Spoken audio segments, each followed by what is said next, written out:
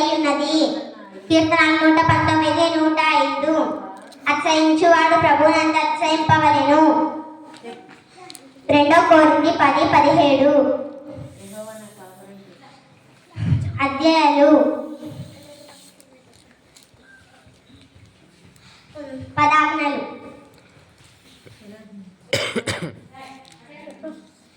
నీ దేవుడైన యెహోవా నీకు అనుగ్రహించు దేశంలో నీవు దీర్ఘాయుష్ను త్రోగినట్లు నీ తండ్రి నీ తల్లిని సన్మానించు. నరిహత్య చేయకూడదు, వ్యభిచారింపకూడదు, దొంగిలింపకూడదు, నీ పొరుగువాని మీద అపశాస్యం పలకకూడదు, నీ పొరుగువాని ఆశింపకూడదు, నీ పొరుగువాని దాసనానికి పొరుగువాని దగ్గర దేనైనా ఆశింపకూడదని చెప్పాను. కీర్తనలు 1వ అధ్యాయం 1-6.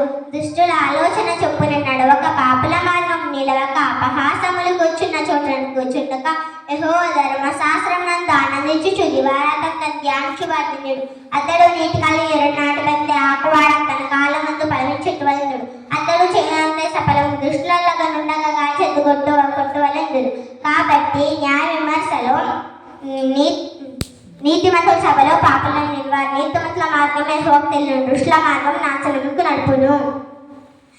కీర్తనలు 15వ అధ్యాయం 1-5. యెహోవా నీ గుడారంలో అతిథిగా ఉండదగిన వాడెవడు? పరిశుద్ధ పర్వతం మీద నివసింపదగిన వాడెవడు? యథార్థమైన ప్రవర్తన కలిగి నీతిని అనుసరించుచు హృదయపూర్వకంగా నిజం పలుకువాడు అట్టివాడు నాలుకను కొండములాడు. తన శరీరానికి కీడు చేయడు, తన పొరుగు వాని మీద నిందమోపడు. అతని దృష్టికి నీచుడు, అసహ్యుడు. అతడు యెహోవాయందు భయభక్తులు గలవారిని సన్మానించు.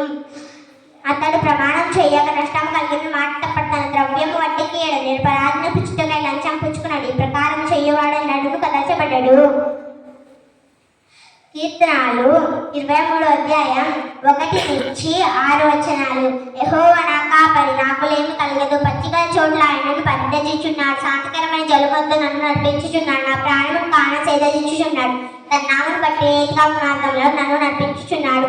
గాఢ కార్పలోయలో నేను సంచరించినని అపవిత్రకు భయపడాను. నీవు నాకు తోడయ్యదు.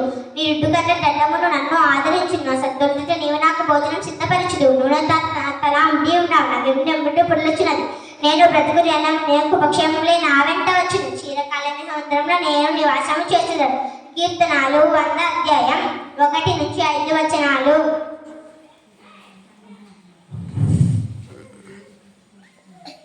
సమస్త దేశములారా యెహోవాకు ఉత్సాహధ్వానం చేయుడి. సంతోషంతో యెహోవాను సేవించుడి.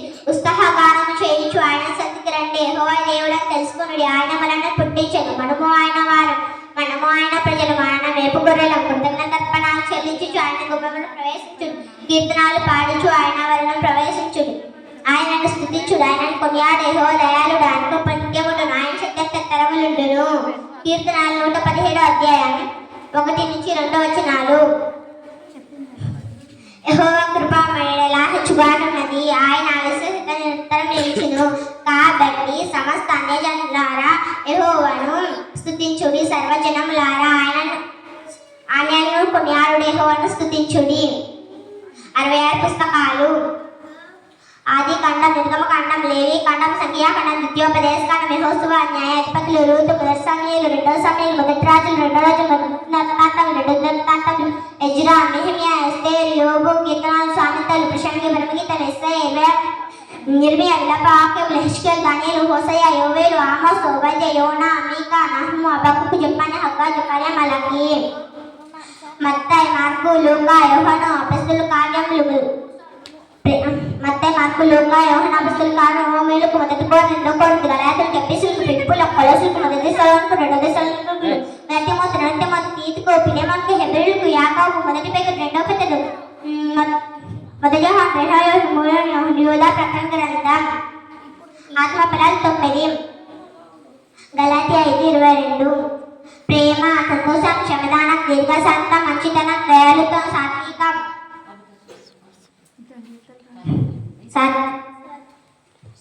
ప్రేమ, సంతోషం, క్షమాదానం, దీర్ఘశాంతం, విశ్వాసం, సాత్వికం, మంచితనం, దయాళుత్వం, ఆశ నిగ్రహం.